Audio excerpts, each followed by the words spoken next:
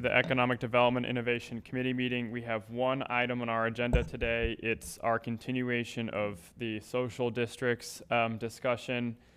And I will turn, Councilmember Branch is absent and excused. So I will turn this over to Mr. Raleigh. Yes. Good afternoon, Chairman Melton and members of the committee. So we do have the one social district item on for today, and it's been a couple of months since I think we last had this conversation. So before I turn things over to Bill King with the DRA, I'm just gonna kind of just give a quick review of where this conversation was when we last took it up in committee. So if you'll recall, back in February, the committee received a presentation from Andy Ellen with the Retail Merchants Association, providing you with an overview of the social district legislation. And we also heard from stakeholders, including Bill King with DRA, Hillsborough Street Community Services Corporation with some early feedback. And the direction of the committee at that time was to engage with DRA around a potential piloting of a social district in the Fayetteville Street area. And so we have, since that time, done that engagement with DRA, and today we're going to hear some of the feedback that came out of those community input sessions, a couple of which were geared specifically towards businesses and a couple were geared specifically with residents of the potential district downtown area in mind. So with that, I'd like to turn the podium over to Bill King to review the outcome of those conversations. All right, thank you all so much. I'm Bill King with the Downtown Raleigh Alliance. So you can see the agenda here. We'll give a brief overview of the engagement process. I'll show you some of the results, the feedback from community, walk through some of the lingering kind of issues and areas for further discussion, and then provide some potential next steps. So obviously your direction a few months ago was to engage the downtown community on the idea of a social district, the pilot program proposed for the Fayetteville Street area, and then you all looked at or asked for feedback desired on whether or not there was even interest in doing this, the potential boundaries for study, some feedback on hours, as well as identification of some lingering and unresolved issues and questions. So here's some of what we did. Thus far, we've held 5 community sessions. So we've had several oriented towards businesses, several for residents. We've also had property owners and some representatives from office there. We did multiple surveys. Right now we have our annual survey open about downtown that we do every year as part of the municipal service district legislation. And that is approaching 1,000 responses, which is great. We also did then targeted surveys to business owners and downtown residents in particular, so we could go a little bit deeper into some questions, but weren't necessarily burdening the larger survey for the general public. And then finally, we did convene a task force that has members of our community. So it's got business owners of different types, so retail, restaurant, bar. It's got residents from several buildings in the Fayetteville Street core. It has some property owners, a couple of office tenants as well. So that group has come together to help us identify some issues, react to some of the data that we showed them, and also give us some feedback on potential recommendations. So some of the questions, just as a sample that we would ask in some of those feedback sessions we did, we asked residents, were they open to the community that they were in being included within this? We asked people as a customer, would you take advantage of a social district? Would you see it as an amenity? We asked businesses that sell alcohol, would you be interested in participating and selling to-go cups? And we asked businesses that do not sell alcohol but would be in the district, are you interested in allowing patrons? So this is just a sample of some of the questions we asked in those listening sessions. So let me get into some of the data. So this is a chart from our annual survey. So this particular chart has 735 responses. So we pulled this a couple days ago. So overall, you can see about 74% of respondents either support or generally support the creation of a social district in the downtown core. Keep in mind, anyone can take this survey. So downtown stakeholders certainly have, but people not in downtown can take it as well. So this gives you just a very broad sense of support and interest so far. So generally speaking, those taking that survey have shown an interest in a social district, but there's a lot more nuance to that I'm going to go into over the next few minutes. So when we break it down by respondents, 67% of business owners who responded to that general survey either supported or generally were interested in a social district. 71% of, 72% of residents were as well. And I'm sorry, the menu button here is blocking my 71% there. Yeah, what is the 71? Give me a second here to see if I can. I'm just blanking on which stakeholder group that is. That's all right. They were 71% in favor. Yes, so All right. apologies for that. So that may have been office workers, employees. So overall, you can see across all responses, it's a 74% response rate that are either interested in or generally interested in social districts by stakeholder group. So then we started getting into, we had our more targeted survey where we talked to businesses and residents to dig in a little bit more. So we asked them, would you be amenable to your business being included within a social district? So this is different than just asking, do you like the idea of a social district? Now we're getting into, do you actually want to be in one? So you can see 48% said yes, and then another 20% said generally yes, but would like to know more specifics. So that's 68% are a yes or generally yes, needing more information, 8% uncertain, and then you can see 24% are no or generally no. So again, that sort of tracks with the other surveys, 74% generally interested, but there is a portion of businesses that would not necessarily be. As you know, the social district, it is an opt-in, opt-out. So even if you're in the boundary, you don't necessarily have to serve or allow people to come in with drinks.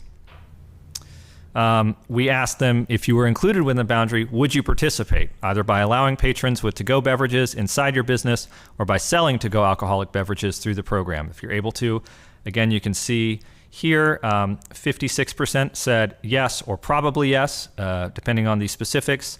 Then you have 16% were uncertain. They may have more of an opinion when presented with some more information. Then you see 20% were, not 20%, 12% were no or probably no. So it's not universal consensus, but you can see a majority here of businesses would participate if they were in a district. We asked non-ABC businesses, so these are retailer and personal service. What is your general opinion on the potential establishment of a social district in the downtown core? So you can see supporting the creation of a district and generally supporting carry the majority by a substantial amount. So that's about over 70% right there would be fine with the establishment of a social district. Then you do have 14.5% generally do not support, with 1.82% firmly do not. So you got about 16% there, again, that would not be in favor. So we then also asked downtown businesses, what are your top concerns with social districts? We let them select up to 3. So you can see here, I called out the top 4. Essentially misbehavior or bad behavior. So think of that as disorderly behavior from overconsumption, the things we always are concerned about whenever there's alcohol or a nightlife area. And so that would be number 1 concern was 60%. At 56%, trash and cleanliness. And this came up a lot in our feedback sessions as well, around making sure we don't have additional trash issues and litter with cups all over the sidewalk or any other litter from this district. Equal with that at 56% was enforcement. So understanding how will this district be enforced? Will there be additional police or resources, or how will signage work, things like that. So understanding the enforcement component. And then for businesses at 28%, sort of the logistics and regulation. They are trying to understand more about how a to-go cup system would work, some of what would fall on them as particularly those with ABC permits, what they're on the hook for. So that was sort of in a distant fourth, a concern there. So feedback from residents.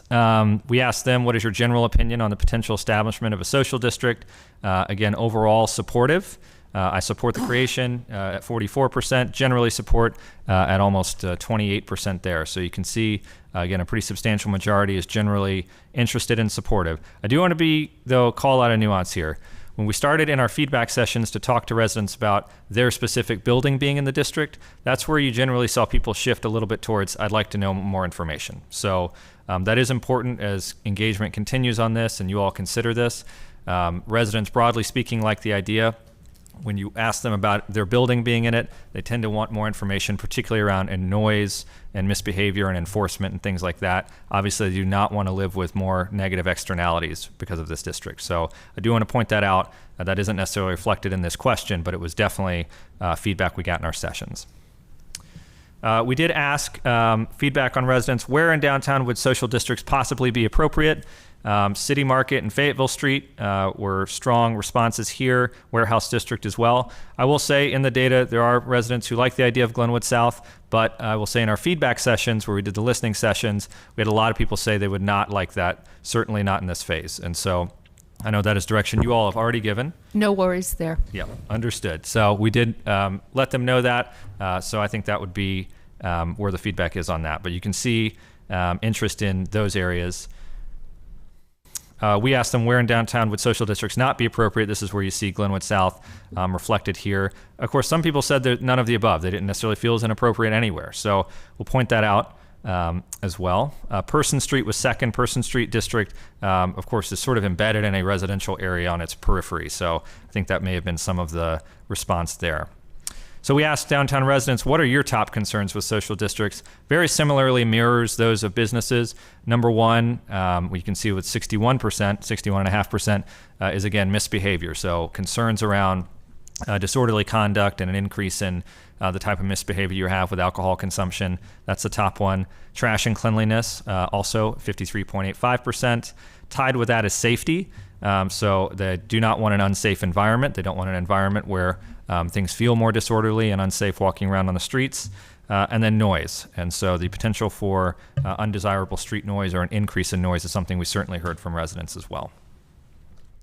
So overall, if you're sort of synthesizing concerns and issues out of this, enforcement and bad behavior is where there's a pretty good consensus across stakeholders. Embedded in that, for businesses, they're curious about their own liability for patrons off premises. So obviously the sort of unique twist of this program for a business is that now people are still drinking their beverage, but not necessarily on their premise. So businesses had questions around that, which is sort of related to enforcement and bad behavior and their own responsibilities. A lot of questions across our stakeholders about if there would be any additional resources for enforcement and how enforcement even works for a district like this. Some concerns around monitoring the reuse of cups or bringing in your own alcohol, taking a cup, emptying it out, and then filling it with something that you did not purchase from a business, so essentially misuse of the program. Noise was a common one, particularly among residents. Residents do not want to live in a noisier environment. Trash was very common across all of our stakeholders, not wanting to see an increase in trash and wondering if there'd be receptacles, an increase in trash receptacles or recycling receptacles around downtown. One interesting thing that came out of our sessions was around sustainability, concern about these being a single-use cup. And so if now we have these to-go cups going, it's a single-use cup. Are we creating a waste issue? So is there an opportunity to either have recyclable or compostable or some sort of way to identify a cup that's a little bit more sustainable? And several businesses said that may or may not determine their participation, depending on what the cups are. Just in general, the logistics with cups and regulations and all. So that's something that different cities have found different methods for. How do we purchase them? The legislation from the state does prescribe what the cups have to have on them up to a point. So there is some language on there that it does have to have, but there is some latitude on what the cups look like, and obviously that would have to be figured out.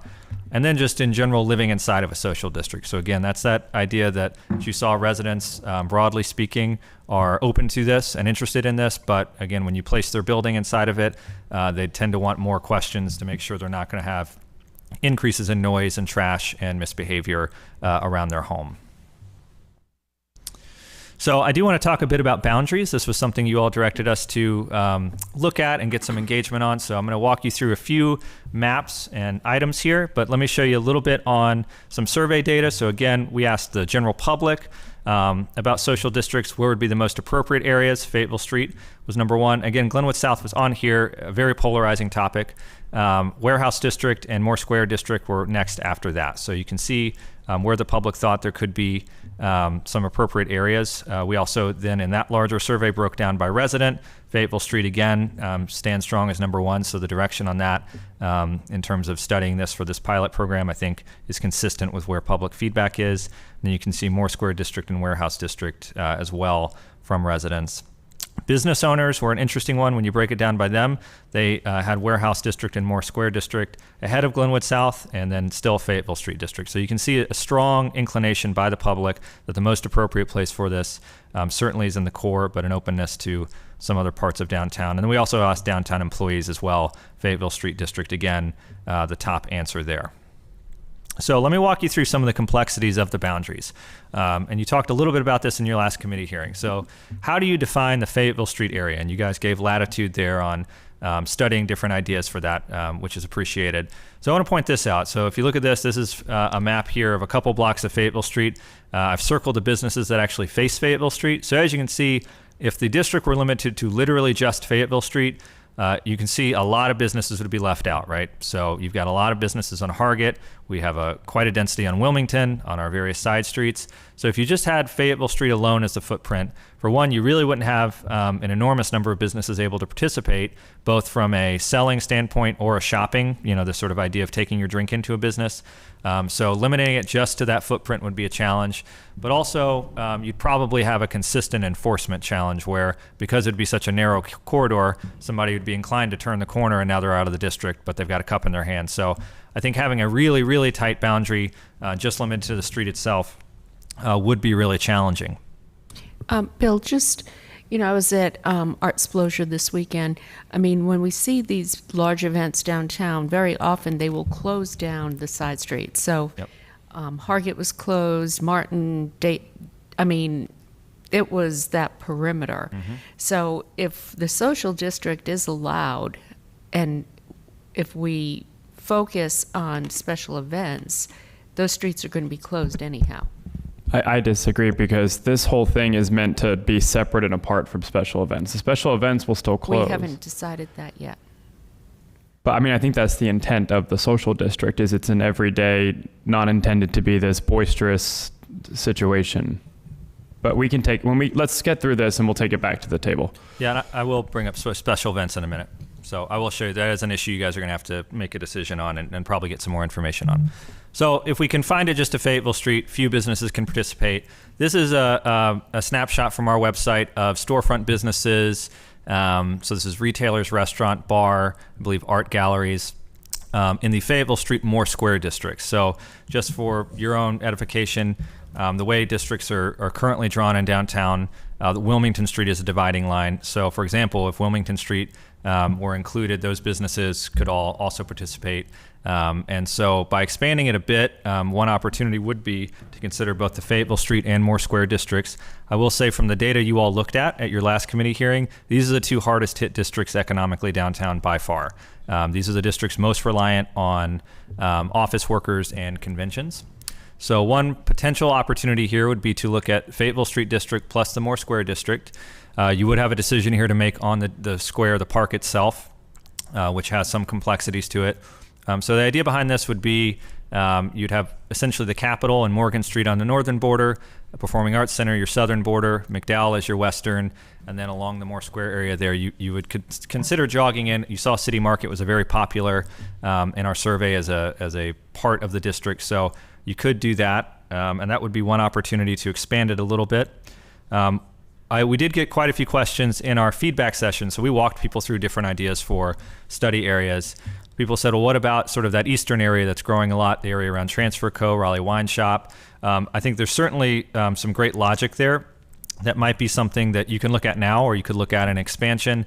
The only challenge I would note there is, this is a good example of where you want to be thoughtful about your boundaries. There's a middle school just east of City Market. So you would have a little bit of a situation where I really don't know that it'd be appropriate to have that in the district. So then you'd be trying to direct people to go up a block and then that way and then back down rather than the most direct route.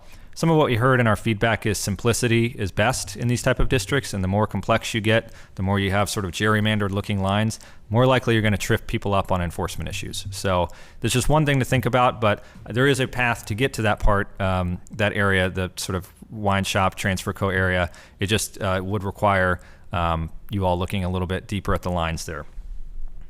So one other area I wanted to bring up is the warehouse district, and this came up in some of our feedback sessions. So we didn't necessarily have this originally on the radar, but some of what we heard from our feedback is when you talk to people about when would you actually use a social district, there is this idea that trips and destinations are when you might actually behaviorally make the most sense. So a good example was, I've come downtown to go to a show at the Red Hat Amphitheater.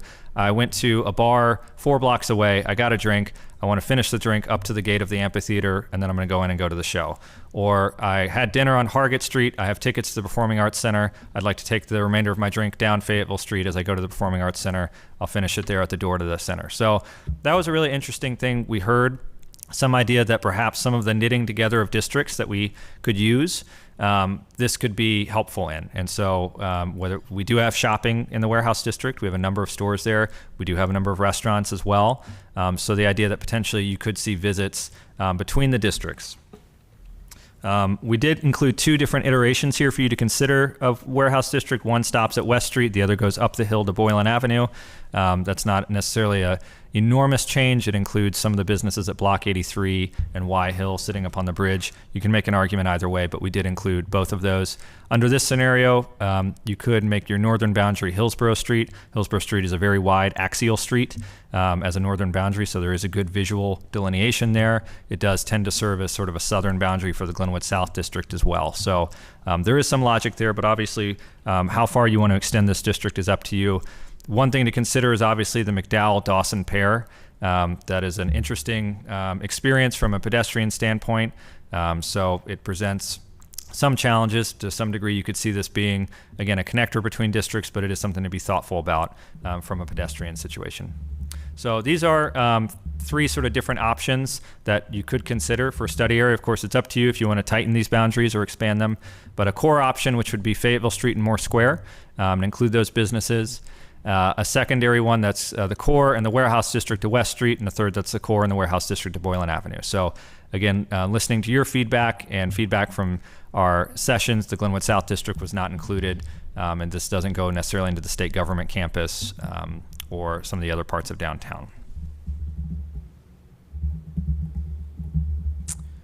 Some just final considerations are there any areas you'd want to exclude?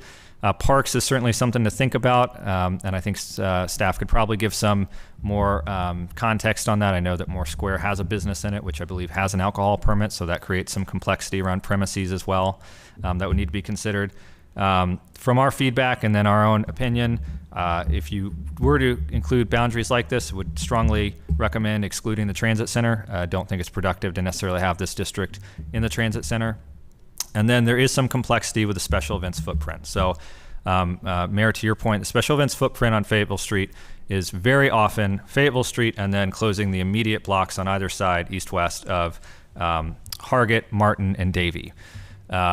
The challenge of that would be you'd have to just sort of make sure that we'd be clear if there was a special event going on, signage would have to be there to delineate between the social district and special event. And we will get into this item a little bit more, but one of the areas of additional thought and consideration is how do these districts interact with special event permits? And so that is something that we will have to discuss because there's some nuance there as to which permit has supersedes the other. And I think staff can give some context on that as well, but you're going to have a decision to make on that. Hours of operation is the next area we explored and studied. So these are just an example of some of the questions we asked in various feedback groups on what were appropriate hours. Should we be limited to certain days of the week? Should we go earlier on weeknights, extend later on weekends, or should we be same hours and days all week? And really, what is that balance here? I think the goal that we heard from our feedback is how can we go just late enough to help our post-dinner, but early enough to not create late night issues? And that was a consistent thing, is really not any real interest in creating a late night sort of party atmosphere using this. So this is a chart. I think you'll find this helpful. This is an example of what other cities are doing, both in North Carolina and then at the bottom there, outside of North Carolina. So you can see Kannapolis chose to have differentiated hours between their Monday through Saturday, and then on Sunday they open it slightly later. Greensboro went for a standard 12 to 9, 7 days a week. Hickory is a 10 to 10. Salisbury is a 12 to 12. Monroe went for a multifaceted approach. Newton has a much more confined really to weekends. Grand Rapids, Michigan, has theirs slightly differently, go a little bit 2 hours later on a weekend, and then Huntsville, Alabama is a 12 to 11. So you can see different types of approaches. I'll tell you from our feedback, So we asked businesses what seems like the most appropriate time for public consumption to end in social districts. 10 p.m. was number 1, 11 p.m. was number 2. In our feedback sessions, I would say it's probably the flip. 11 p.m. was a little bit more popular than 10 p.m., so generally speaking in that range. A couple of them suggested midnight, and you can see here in the survey that, but really I wouldn't say consensus was around that. So I'd say 10 to 11 from a business perspective. Residents, the number one answer here was 11, but I did want to caveat on this particular area, we didn't yet get enough resident response to feel like it's a statistically significant finding, so I'm going to caution that. In our feedback sessions, we heard residents also sort of bouncing between 10 and 11. So generally speaking, we heard a strong preference for consistency with days of weeks and hours. Again, to some degree, the more complicated you make this, whether it's with the lines or with the hours, the more likely you're going to trip people up on enforcement and create tension there. So consistency of days of week and hours is helpful. We heard discussion in our feedback sessions around alignment with when brunch occurs, retail hours. A lot of retail shops open either at 10:30 a.m. or 11 a.m. And also in terms of ending, some alignment with your noise ordinance, which I believe begins at 11 p.m. So ending time at 10 or 11 p.m., start time at 11 a.m. Honestly, we got a lot less discussion on the start time, so I think you'd have certainly some flexibility there. But the most we got was around the idea of brunch, and 11 a.m. concluding with sort of the end of the first sort of brunch hour could be helpful. So this is some of what we got on hours of operation. Finally, we talked a little bit with stakeholders. You guys guided us. It's a pilot program, so how would you measure success? And we had some discussion there. Obviously, sales is an obvious one. I do want to just note a couple of challenges with sales data. It can be hard to sort of find your causation there, particularly when you have seasonal changes. And so that would be something to have to sort of be really thoughtful about if we did want to look at sales. It's also a very significant lift for non-restaurant and bar to collect. So the county collects restaurant data and bar information, and we get that. So we have that on a district level. We don't have it on an individual business level. Retail is not collected that way. So we would have to do a lot of work there to measure that. So I'm not so sure if just totally pinning it to sales is going to give you all the information you want. We do have pedestrian foot traffic counters around downtown. They're not on every street or every corner, but that would be another opportunity. I'd say based on the feedback, really, you want to monitor your enforcement issues. Do you see an increase in noise complaints, misbehavior, open container violations, as well as trash and litter? So for a lot of people, I think there's a general openness to this district, but they're careful and cautious about those sort of negative externalities of the district. So that might be something to consider. And finally, satisfaction. So perhaps rather than trying to pin it to sales, there could be some opportunity to periodically talk to residents and businesses on their own satisfaction with the program. Other questions with a pilot program you're going to want to think about: when are you going to re-examine this? What is that time frame? We did get that from some community members. How this aligns with any other requests for social districts in the city. Are they waiting until after this pilot program? What does that look like? And how to measure and consider any expansion. So I noted for you a couple areas for boundaries. There could be some interest in boundaries moving a couple of blocks, but when that happens and how that happens is something you'd want to be thinking about. Some of the lingering questions that came out of feedback, and I've touched on some of these, obviously enforcement. So what level, if any, of dedicated resources and personnel will there be to assist with operation and regulation of social districts? For a lot of communities in the state, they're all still figuring this out. So I think there's sort of a range of answers from other communities, but this is something we heard consistently from residents and businesses. Signage, where is it? How does it work? Is it decals on the ground? Is it metal signs like we have for parking? Is it something different? Trash and the disposal of cups. So I mentioned both single use being an issue as well as just concerns around increased litter. Who bears the cost of some of these things? I think cups, it obviously makes sense for the businesses to take on that cost. In terms of signs and receptacles, there may be some cost to the city on that. The interaction with special event permits. So again, I think staff may have some additional context on this, but there is some tension there on a special event permit versus a social district. And I will note some of the feedback we got. We didn't do a special event panel for this, but we had some representatives from that community on our task force who noted that special events are not able to sell alcohol. For a lot of them, then they will not do the event because that is how they make money off of enough money to actually fund the event. So that is something to think about. There's sort of an interesting question we got asked too about sidewalks. Are sidewalks included in a special event footprint or not. That would be something to clarify as well, because you could conceivably have an issue there with social districts on the sidewalk and the event in the street, but that can create some headaches as well. So you've got sort of a policy decision, probably a little bit more information to get on special event permits. I mentioned insurance and liability. Businesses are particularly interested.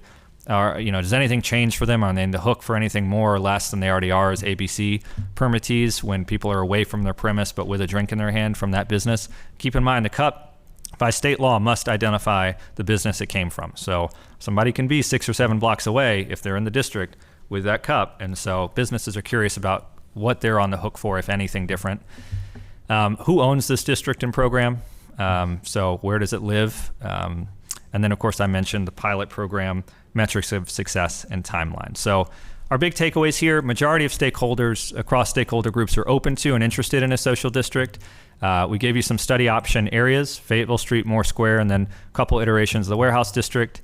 Simplicity and consistency is really important. We heard that over and over again. The simpler it is for patrons and businesses, more likely it is to be successful. I've outlined the sort of areas where there are additional questions and concerns.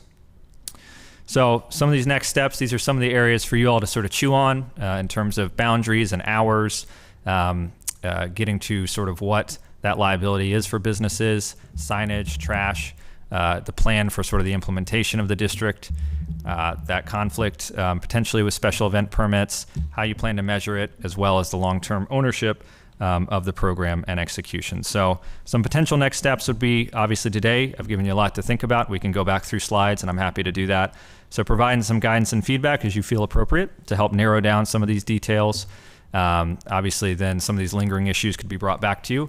I would strongly recommend we continue to partner on continuing engagement and outreach. So for many people, the answers, you notice there's a level of conditional of, I'm generally interested, but I'd like to know more about this. I want to know about noise, or I want to know about trash, or I want to know about these other things. So the more that we start to sharpen what this district looks like, the more we can do that. The other thing I will again note is that residents, sometimes, depending on if their building is in or out of the study area, may have some more additional things they'd like to know about. So continued engagement is important, as well as there are other cities in North Carolina doing this. So the largest city in North Carolina doing it right now is Greensboro, but other cities are considering it. So we have a lot of people on our boat that we can talk to who are working with the same legislation and the same issues we're working with. So there's an opportunity there as well. So I know I've given you guys a lot to chew on. Again, I'm happy to go back through specific issues, but this is where we're at the moment. Thanks, Mr. King. Is there anybody here from the public that wants to talk before we take it back to the council table? Okay, we'll pull it back then for questions. Mayor? I am interested in staff's perception of the interaction with the social district and special events. What is the hang up there? So I can speak to it from the perspective of special events that have received permitting to sell alcohol. Our understanding from RPD and from state level staff is that the two cannot commingle. And so if there was a special event that had alcohol sales, essentially the area where they're allowed to sell alcohol and where their patrons can consume alcohol is treated in the same manner as indoor premises for a licensed bar. And so they would not be able to, they would have to prevent beverages from the social district coming into that permitted area during the time that the special event permit exists. Well, we all know that most of our special events take place on Fayetteville Street and the side streets. So that's a problem if we have a social district there.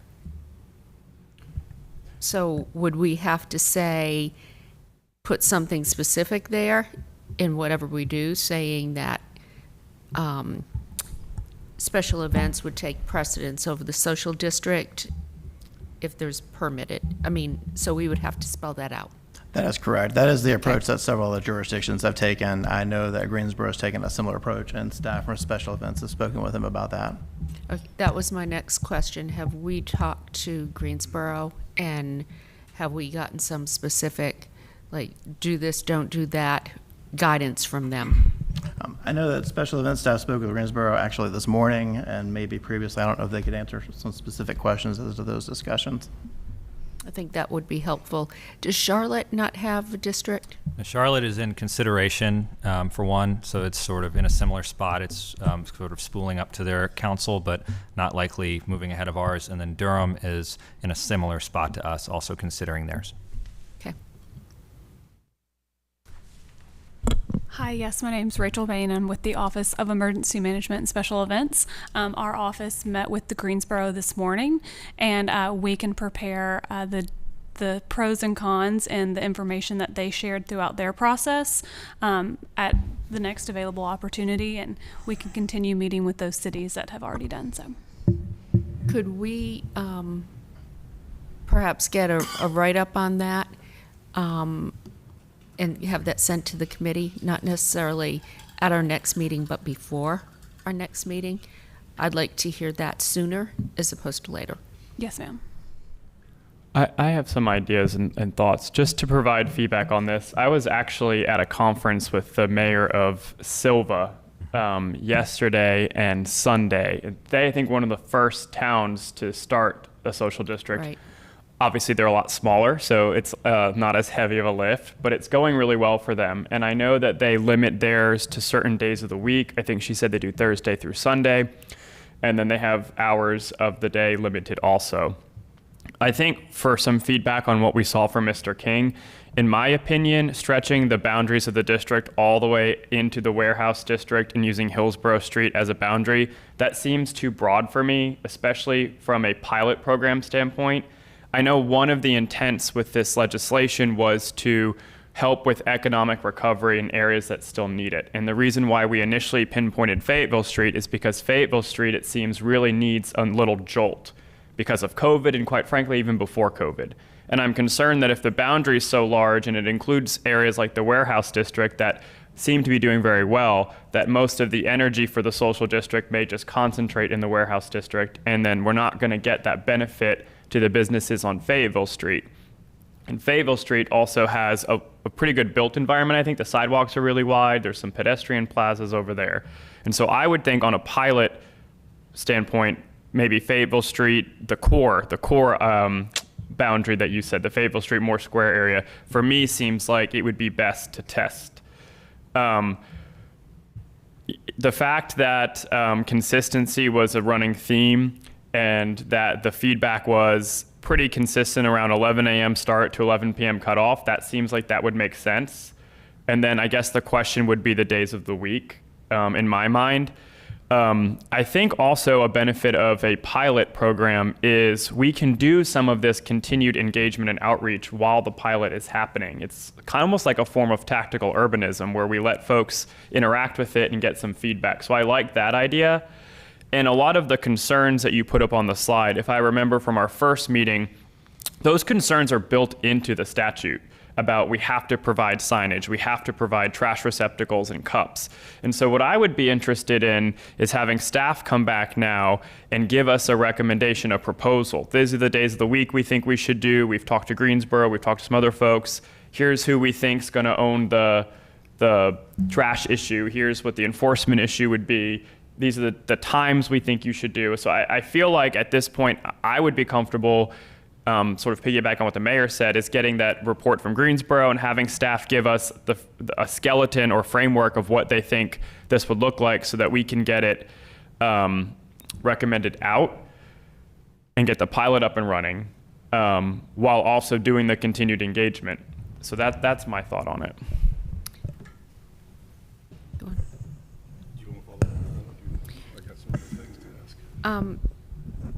I was thinking, first off, having lived through Drunktown, I know that there's probably some skepticism about this. And again, it's a pilot program, and I think if it goes well, we will build support. So I was also thinking hours 11 to 11, but I was thinking Thursday, Friday, and Saturday evenings, and not Sunday. What if we did Sunday but cut it off early? Because is that whole brunch crowd Sunday? Like maybe you cut it at like 5 or 6 on Sunday or 4 or something? Something like that for Sunday, so we don't have people out past, like, say, 6 o'clock. But capturing the the brunch crowd, as you said.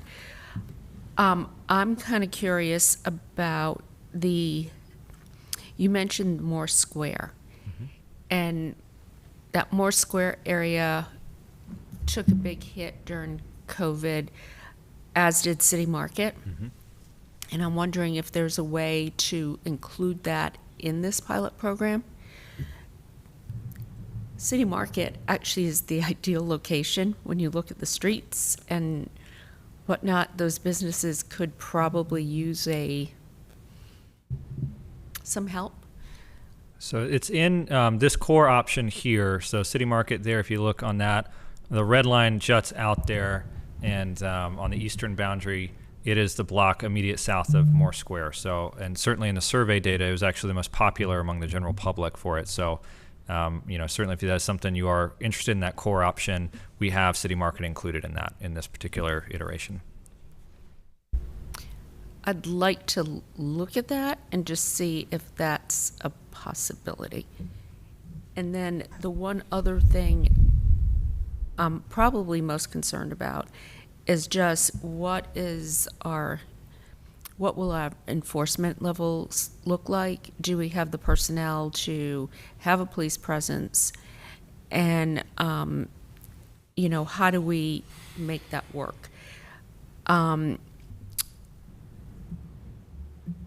also, I think we have some mess on Fayetteville Street, like the old newspaper. It's almost like we have stuff on Fayetteville Street that makes it less attractive. But I know, again, Art Sploger, I had to go looking for a trash can. I had doggy waste. And it's like, okay, how are we going to do that? But we have the same issue in Glenwood South, where we just don't have enough trash receptacles, and we know what happens then. So I think we could probably get a sponsor for some of this stuff, and businesses would step up and say, hey, I'll buy the trash cans, blah, blah, blah, or whatnot. But I think looking at potential sponsorships for some of this could be good. Do you have anything to add? I do. Go ahead. Go ahead, Councilmember Knight. First of all, Mr. Chair, is your desire to get the pilot program on the ground and running this summer sometime? So a short time frame, Mr. Chairman? I thought you were talking to Mr. King. I want to strike a balance between what the mayor brought up about we don't want a repeat of the sort of drunk town issue, but also, you could talk a thing in circles at some point. So I want to get to a point where we've got some good feedback. It is a pilot, which is a way to gather feedback, and then also get one up and running, because, Greensboro's already doing it. I like to lead on issues. And so I certainly don't want Durham and Charlotte to get ahead of us. Okay, Well, good. they're in different circumstances, though, because they are Smaller, yeah. communities. And to my way of thinking, I'd rather get it right. Yeah. And if that takes another month, I'd rather get it right, as opposed to just jumping out there. Yeah, I agree. I think if we could get it to where maybe we're up and running by the, towards the mid to end summer and into the fall where the weather's still good, and that may give us enough time to have enough feedback to evaluate it on a permanent basis. Okay, thank you. Mr. King, I probably missed it. Did you have a definition of social district that you use for the survey? Is it in? We did it. We actually took it out of here because it was cluttering the slide, but we did do that. So we had a definition. So there was, and I'm assuming we've seen that. Did it come out of the legislation? Is there a specific definition in the legislation? There is. Okay. So a couple of questions based on that. Other cities that have done this, did they all start with pilot programs? And if they did, generally, what length of time did their pilot programs last before they made this? So we've not studied that extensively, so I want to be thoughtful in my answer here. But my understanding is, I know Greensboro is not a pilot. That is they made it a program. And I'm not aware of the other North Carolina cities making a pilot, but I want to caveat that with we did not extensively survey them on that. We got them on hours of operation and boundaries and things, but we didn't ask that. But I'm not aware of any other pilot programs. I'm not sure if staff is aware as well.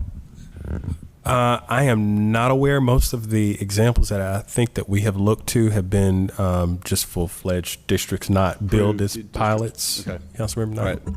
So that's something for us to think about in terms of the time to go through a pilot program, since we're taking, it sounds like an extra step before we actually approve these as permanent, right, with the pilot program. So, Well, I mean, I think the idea would be get the pilot up and running, see how it goes, make the adjustments that we may need to make, and then, Yep. if it's successful, if other areas request them or want them, then we can start replicating or, codify it in some permanent way. But, Yep. practically for the folks on the ground, a pilot doesn't look much different than a permanent program. Right. It's just I do think I probably haven't been thinking through this as much as y'all have, but my thought is that this is another layer of services that the city is offering, right? So it's separate from special events. And so I think it's going to have to be considered separate from special events. So, and I think that's a good thing, because I think the audience that we are trying to pull in is different, depending on what that special event is. So I think we need to think about it as certainly not, we're not looking for a party crowd. That's not what we're trying to do. We're just trying to add a little bit more to draw people in for whatever they want to do while they're down there. That's exactly right. And so I think we should be thinking about that differently. And I think that also goes to the times that this is open. I don't think it needs to go into the late hours. They can still get a drink, but they may not need to be walking around with it. I'm thinking 9 o'clock would be fine with me, even on weekends, because after that, they're getting into more of a, most people have had dinner then, maybe 10 o'clock, and then it's getting into, if you're still out and about and want to drink, you're drinking, you're not eating and drinking. So I think that's something to keep in mind as well. I also like the idea of staff, so we can move a little quicker when they come back with their information. Also have some at least general high-level recommendations to go with it based on that, so we can move quicker in terms of getting a pilot program on the grounds. Because it seems to me it'd be great to try to get this in the ground before this summer, or before the end of the summer, possibly a pilot program, that is. Also, I believe, let's just be clear to the mayor's question, the core district includes Moore Square and right below it, right, by a block or so. So the options we offered you all of them have Moore Square in it.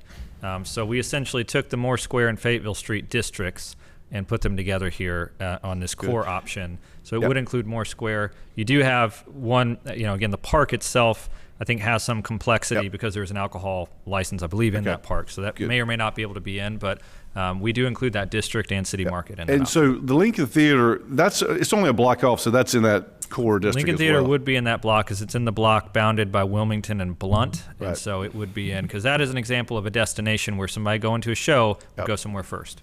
Yep, good. Okay. I think that's all the questions I have. Thanks. Yeah, I think Councilmember Knight touched on a good point. Special events are these big things, like thousands of people flood. Social districts intended to sort of just be, like you said, another sort of area of service that lays down. And, I haven't been to Greensboro to enjoy theirs, but I've seen the videos that they put out, and it's folks on a Saturday just kind of strolling and have a drink in their hand and stop into a store that's participating and shop. And it's not, I think, meant to be this party vibe. It's more of a enjoy the amenities of the city. And so with that in mind, I think we've probably given staff enough feedback. I think what we'd like to see at our next meeting then is a proposal that we can vote on or tweak and send to the full council. Councilmember Knight? I think it's got two more Go ahead. questions real quick. In terms of mobile services, have other cities restricted, say, food trucks to come in during social hours from outside or other type of mobile services? There's been any restriction of those? And I think that's something at least we need to consider, because maybe the businesses within the district may not like having those come in. If that's just something I think we need to consider. Also, the cups. It's just everything needs to be sustainable as possible. I think there's a good opportunity to brand it, right? You could put the map on there. It's interesting that they are asking for the individual business to be on the cup. It sounds like that's something we got to work on, figure out, and to the mayor's point, some of this, we may need some legislation tweaked in the future that some of the cities could go forward and ask for little things on this idea. But I think the sustainable cup idea with a branding notion of it would be, something good and fun to do for the district. And if I recall, the state law requires us to produce a specific cup because people can't bring their own in.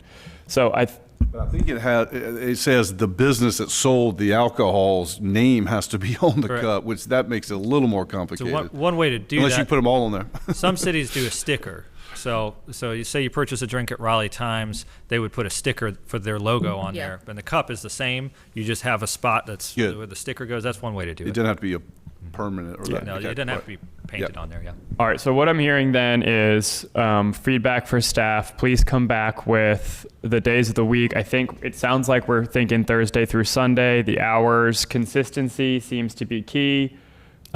Except for Sunday. Except for Sunday, maybe we'll end it a little earlier because that is going into the weeknight. Focusing on that core boundary, which would include the Moore Square area and the city market adjacent areas in Fayetteville Street.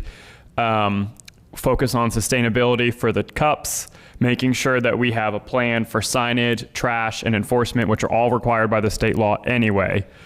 And if we could get at and then some best practices, we could talk to Greensboro and Silva and some places. So if at our next committee meeting, or however much time you think you need, if we can get that information back, I'd like to be in a good position at our next meeting to be able to refer this out to council so we can enjoy some of the summer weather and months and get some feedback on this pilot into the fall.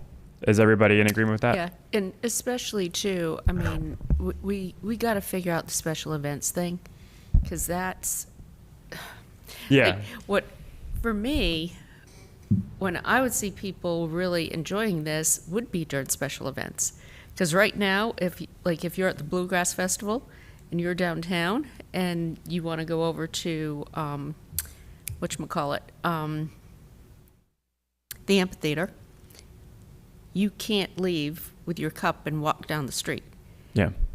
And that is the whole purpose of this social district, is to allow that type of activity where you can, as you said, enjoy the city, enjoy the sights, enjoy the shops, whatnot.